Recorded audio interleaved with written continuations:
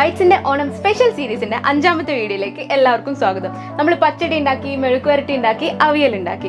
ഇന്ന് നമ്മൾ ഉണ്ടാക്കാൻ പോകുന്നത് തനി കണ്ണൂർ സ്റ്റൈലിലുള്ള കൂട്ടുകറിയാണ്. ഈ ഒരു വീഡിയോ നിങ്ങൾ എന്തായാലും മിസ് ചെയ്യരുത്. എന്താണെന്ന് വെച്ചാൽ നമ്മുടെ മലബാർ കണ്ണൂർ സ്റ്റൈലിലൊക്കെ കൂട്ടുകറി ഉണ്ടാക്കുന്നത് സൗത്തിൽ നിന്നും എൻറ്റയർലി ഡിഫറെൻ്റ് ആണ്. അപ്പോൾ നമുക്ക് കൂട്ടുകറി എങ്ങനെ ഉണ്ടാക്കണമെന്ന് നോക്കാം. നമ്മുടെ കൂട്ടുകറിയിൽ മെയിനായിട്ട് 3 ഇൻഗ്രീഡിയൻസ് ഉള്ളത്: കടല, പച്ചക്കായ, ചേന. ഇത് മൂന്നും നമുക്ക് വേവിച്ചെടുക്കണം, ഉപ്പും മഞ്ഞളും മുളകും ഇട്ടിട്ട്. പക്ഷെ ഒരുമിച്ച് വേവിക്കാൻ പറ്റില്ല, കാരണം രണ്ടിലും വേറെ വേറെ വേവാണ്. അപ്പോൾ ഫസ്റ്റ് നമ്മൾ കടലയാണ് വേവിക്കാൻ പോകുന്നത്. ഞാനിവിടെ ഇത് ഓവർനൈറ്റ് സോക്ക് ചെയ്ത് വെച്ചതാണ്. നമുക്കിത് കുക്കറിലിട്ടിട്ടൊന്ന് 2-3 വിസിലടിച്ചിട്ടെടുക്കാം.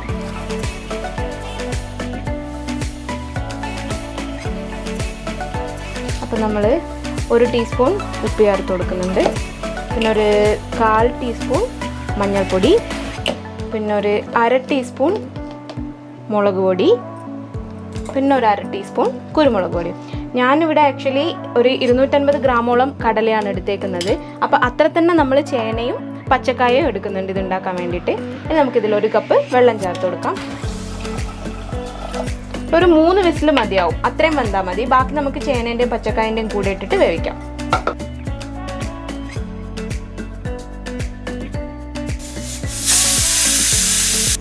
അപ്പം നമ്മൾ കടല വെന്തിട്ടുണ്ട്. ഇനി നമുക്ക് വേവിക്കാനുള്ളത് ചേനയും പച്ചക്കായാണ്. അത് നമുക്ക് ചട്ടിയിൽ വേവിക്കാം. ഈ കൂട്ടുകറി ഉണ്ടാക്കാൻ വേണ്ടിയിട്ട് നമ്മൾ കഷ്ണം അരിഞ്ഞതുണ്ടല്ലോ, അതുകൊണ്ട് പച്ചക്കായയും ചേനയും രണ്ടും നമ്മൾ ഇങ്ങനെ ക്യൂബായിട്ട് അരിഞ്ഞെടുത്തേക്കുന്നത്. ഏകദേശം ഒരു കടലേനെ പോലെയൊക്കെ ഇരിക്കുന്ന രീതിയിൽ. അപ്പോഴാണ് അത് കാണാൻ നല്ല ഭംഗി ഉണ്ടാവുക ഉണ്ടാക്കി കഴിഞ്ഞാൽ. അപ്പം നമുക്ക് ഈ പച്ചക്കായയും ചേനയും കൊണ്ട് ചട്ടിയിൽ ചേർത്ത് കൊടുക്കാം. നമുക്ക് ഈ ചേനക്ക് ആവശ്യമുള്ള ഉപ്പ് ചേർത്ത് കൊടുക്കാം. 1 ടീസ്പൂൺ ഉപ്പ് ചേർത്ത് കൊടുക്കാം ഞാൻ. പിന്നെ ഒരു 1/4 ടീസ്പൂൺ മഞ്ഞൾപ്പൊടി, അത്രയും തന്നെ ഒരു 1/4 ടീസ്പൂൺ തന്നെ നമുക്ക് മുളക് പൊടിയും ചേർത്ത് കൊടുക്കാം. പിന്നെ ഒരു 1/4 ടീസ്പൂൺ കുരുമുളക് പൊടിയും കൂടെ. ശരിക്കും പറഞ്ഞാൽ കുരുമുളക് പൊടി ഈ കൂട്ടുകറിയിലൊരു മെയിൻ ഇൻഗ്രീഡിയൻ്റ് ആണ്. ഇനി 1 കപ്പ് വെള്ളം കൂടി ചേർത്ത് കൊടുക്കാം. ഇതൊന്ന് നന്നായിട്ട് മിക്സ് ചെയ്ത് നമുക്ക് അടച്ചു വെച്ച് വേവിക്കാം.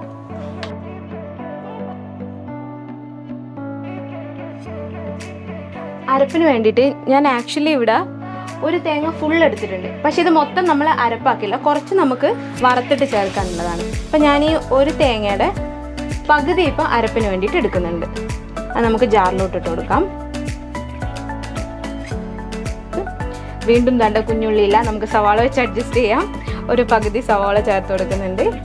പിന്നെ ഒരു പച്ചമുളകും 1 വെളുത്തുള്ളി. പച്ചമുളക് ആക്ച്വലി ഒരെണ്ണേ വേണ്ടു. എന്താ വെച്ചാൽ നമ്മളിതിൽ മെയിനായിട്ട് കുരുമുളകും മുളക് പൊടിയും കൂടെ ചേർക്കുന്നുണ്ട്. അപ്പോൾ എരിവ് അതിൽ വന്നോളും. അപ്പോൾ നമുക്ക് പച്ചമുളക് അധികം ചേർത്ത് കൊടുക്കേണ്ട ആവശ്യമില്ല. പിന്നെ നമ്മൾ ഒരു പിഞ്ച് ജീരകം ചേർത്ത് കൊടുക്കുന്നുണ്ട്. ഇതിലധികം ജീരകം മുന്നിട്ട് നിൽക്കില്ല. ഈ അവിയലിലും പച്ചടിയിലൊക്കെ ജീരകത്തിൻ്റെ ടേസ്റ്റ് അറിയുന്നതല്ല, അതുകൊണ്ട് ജസ്റ്റ് ഒരു പിഞ്ചിൻ്റെ ആവശ്യമുള്ളൂ. ഇനി നമുക്കിതൊന്ന് ക്രഷ് ചെയ്തെടുക്കാം. അപ്പോൾ നമ്മൾ ജസ്റ്റ് ഒന്ന് അരപ്പ് ക്രഷ് ചെയ്തെടുത്തിട്ടുണ്ട്. ഇനി നമുക്ക് പച്ചക്കായും ചേനയും എന്തായി നോക്കാം. പച്ചക്കായും ചേനയും വെന്തിട്ടുണ്ട്. മുളകിൻ്റെ കുത്തലുണ്ട് നല്ലോണം. കറക്റ്റ് വെന്തിട്ടുണ്ട് കേട്ടോ. ഈ വെള്ളം അവിടെ ഇരുന്നോട്ടെ, കാരണം നമ്മളിത് കടല ചേർത്തിട്ട് ഒരു 2 മിനിറ്റ് ഒന്ന് വേവിക്കണം. ഞാൻ നേരത്തെ വേവിച്ച് വെച്ച കടല നമുക്ക് ഇതിലോട്ട് ചേർത്ത് കൊടുക്കാം. ഒരു 1/4 കിലോ കടലയും ഒരു ചേനയും പച്ചക്കായും എടുക്കുമ്പോഴത്തേക്ക് തന്നെ അത്യാവശ്യം ഉണ്ട് കേട്ടോ കൂട്ടുകറി. അത്യാവശ്യം ക്വാണ്ടിറ്റി ഉണ്ട്. നമുക്കിത് നന്നായിട്ടൊന്ന് മിക്സ് ചെയ്ത് കൊടുക്കാം.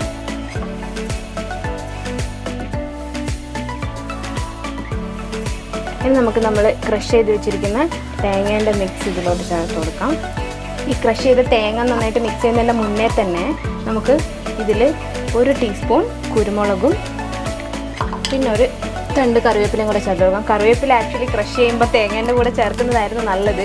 ഞാൻ മിസ്സായി പോയതാണ്, അതുകൊണ്ടാണ് ഇപ്പോൾ ചേർത്ത് കൊടുക്കുന്നത്. നിങ്ങൾ ഉണ്ടാക്കുമ്പം തേങ്ങേൻ്റെ കൂടെ തന്നെ ചേർത്താൽ മതി. ഇനി നമുക്കിതിനെ നന്നായിട്ടൊന്ന് മിക്സ് ചെയ്തെടുക്കാം. ശരിക്കും മലബാർ സൈഡിലുള്ള കൂട്ടുകറി എന്ന് പറഞ്ഞാലില്ലേ, എണ്ണ ഇങ്ങനെ ഒഴുകി കിടക്കും, അത്രയും വെളിച്ചെണ്ണ ചേർക്കും. അപ്പം നമുക്ക് ഇപ്പോൾ കൂടെ കുറച്ച് എണ്ണ ചേർക്കണം. പിന്നെ നമ്മൾ കടുക് വറക്കുമ്പോഴും ചേർത്ത് കൊടുക്കും. നല്ല എണ്ണയിൽ ഇങ്ങനെ ഒഴുകി കിടക്കും കൂട്ടുകറി. ശരിക്കും നമുക്ക് കുറച്ച് എണ്ണ ചേർത്തിട്ട് നന്നായിട്ടൊന്ന് മിക്സ് ചെയ്ത് കൊടുക്കാവേ.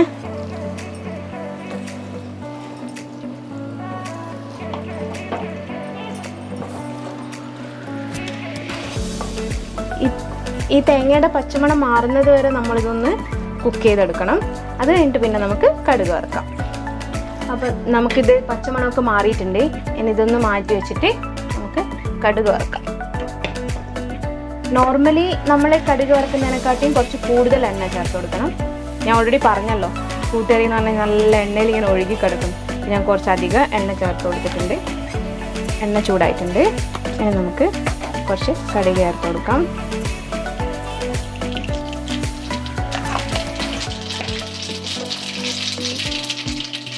വറ്റൽമുളകും ശരിക്കും പറഞ്ഞാൽ നമ്മൾ സാധാരണ കടുക് വറുക്കുമ്പോൾ ചേർക്കുന്നതിലും കുറച്ച് 2-3 എണ്ണം കൂടുതൽ ചേർത്ത് കൊടുക്കണം. പിന്നെ ഒരു തണ്ട് കറിവേപ്പില,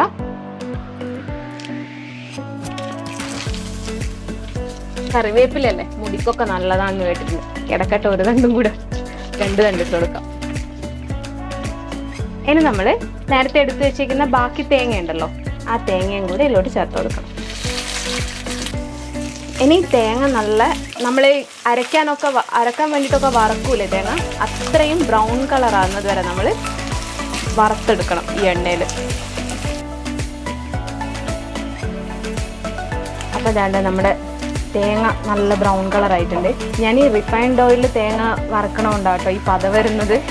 ഇനി നമുക്കിതിൽ കുറച്ച് മഞ്ഞൾപ്പൊടി, ഒരു 1/4 ടീസ്പൂണും വേണ്ട, കുറച്ച് 1/4 ടീസ്പൂണും കുറവ് മതി മഞ്ഞൾപ്പൊടി. പിന്നെ അത്ര തന്നെ മല്ലിപ്പൊടി, പിന്നെ മുളക് പൊടി, പിന്നെ കുരുമുളക് പൊടി കുറച്ചധികം വേണം. 2 ടീസ്പൂൺ കുരുമുളക് പൊടി ചേർത്ത് കൊടുക്കുന്നുണ്ട്. ഇനി ഇതൊന്ന് നന്നായിട്ട് മിക്സ് ചെയ്തിട്ട് നമുക്ക് നമ്മൾ വേവിച്ച് വെച്ചിരിക്കുന്ന കടലി പച്ചക്കായും ചേനേൻ്റെ ഒത്ത് ചേർത്ത് കൊടുക്കാം.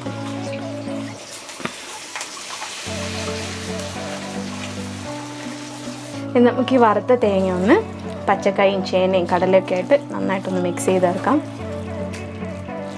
അങ്ങനെ നമ്മുടെ മലബാർ കണ്ണൂർ സ്റ്റൈൽ കൂട്ടുകറി ഇവിടെ റെഡി ആയിട്ടുണ്ട്. അപ്പം എനിക്കറിയാം സൗത്ത് കേരളയിലൊക്കെ ഭയങ്കര ഡിഫറെൻ്റ് ആയിട്ടാണ് കൂട്ടുകറി ഉണ്ടാക്കുന്നതെന്ന്. എന്നാലും ഇത്തവണ ഓണത്തിന് നിങ്ങൾ ഈ ഒരു കൂട്ടുകറി ഒന്ന് ട്രൈ ചെയ്ത് നോക്കണം. ബൈറ്റ്സിൻ്റെ ഇന്നത്തെ വീഡിയോ ഇവിടെ അവസാനിക്കുകയാണ്. ഞങ്ങളുടെ വീഡിയോ നിങ്ങൾ ആദ്യമായിട്ടാണ് കാണുന്നതെങ്കിൽ പ്ലീസ് ലൈക്ക് ചെയ്യുക, ഷെയർ ചെയ്യുക, സബ്സ്ക്രൈബ് ചെയ്യുക. ബൈറ്റ്സിൻ്റെ ഓണം സ്പെഷ്യൽ സീരീസിലെ മറ്റൊരു വീഡിയോ ആയിട്ട് വീണ്ടും കാണുന്നതായിരിക്കും. This is Subi signing off from Bytes. Bye by.